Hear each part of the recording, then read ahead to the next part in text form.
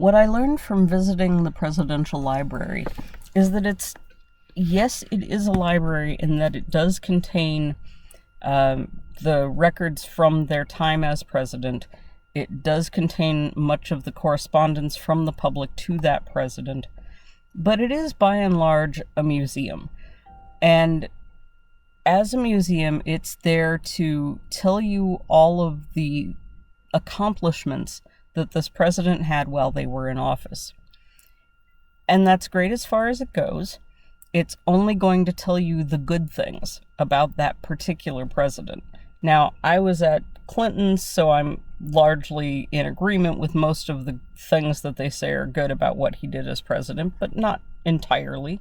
I felt at the time that his Defense of Marriage Act was reprehensible and was grateful to see that overturned recently in the Biden administration. And like I said, they don't mention anything about his scandal with Monica Lewinsky, and they only show the First Lady in a glowing light, and that's fine as far as it goes, but it doesn't really talk about the role she played in politics later on, because it's not her library, it's his library.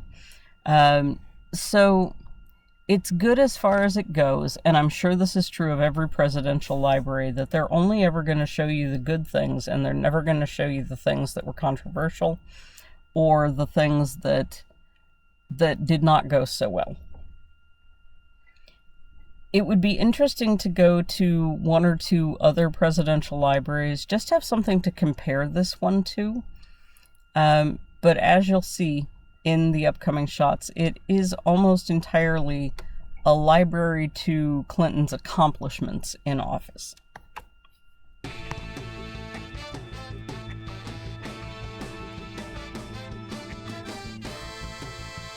They also display some of the gifts that were given to them from foreign dignitaries. This is a set of Matryoshka dolls showing all of the world leaders. The smallest one on the right is Osama bin Laden.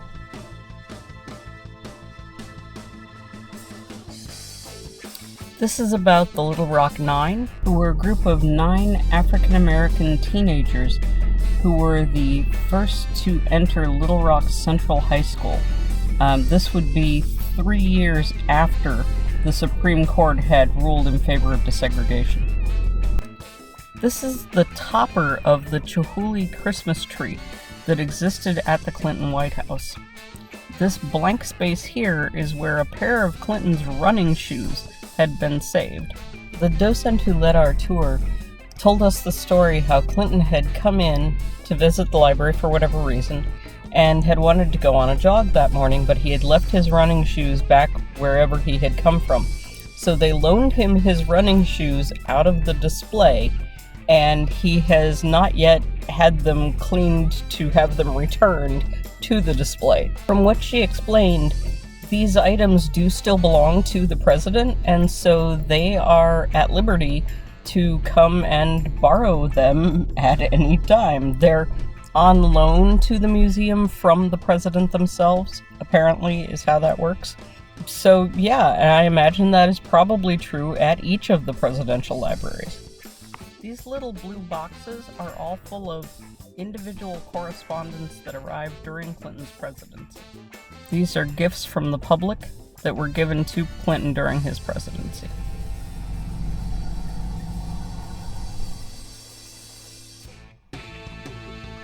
They were the first presidency to celebrate Ramadan at the White House. These are some of the decorated eggs that were used during the egg roll at the White House.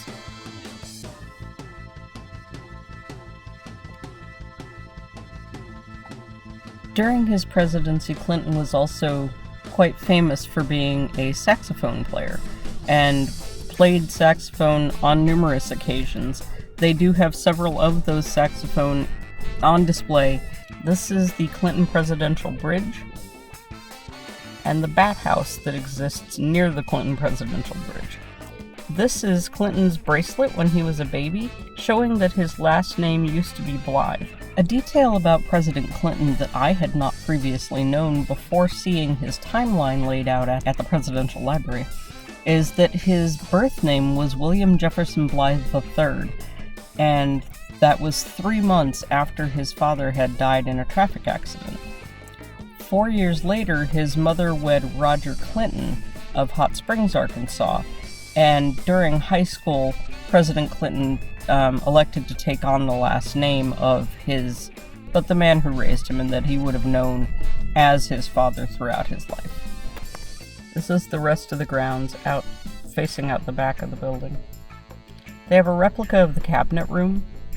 One detail they capture in the cabinet room is that the president's chair is about 2 inches taller than all the other chairs around the table, and each chair does have a plaque on the back indicating whose seat it is. They did have one section that was an homage to the work of the Vice President Al Gore during his tenure concurrent with Bill Clinton's tenure. These are some statistics on employment, crime, education, AIDS, poverty, and technology from the beginning of his presidency to the end of his presidency. They also let you look at the president's daily schedule from any day during his presidency. So I've captured a few of those here so that you could see what the president's schedule looked like on various days throughout his presidency.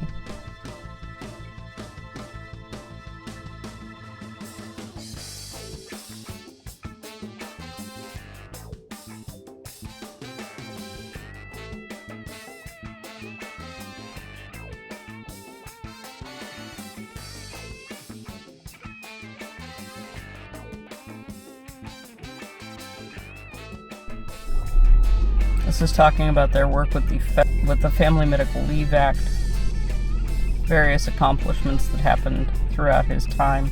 This is all shown on the timeline that graces the backside of another display.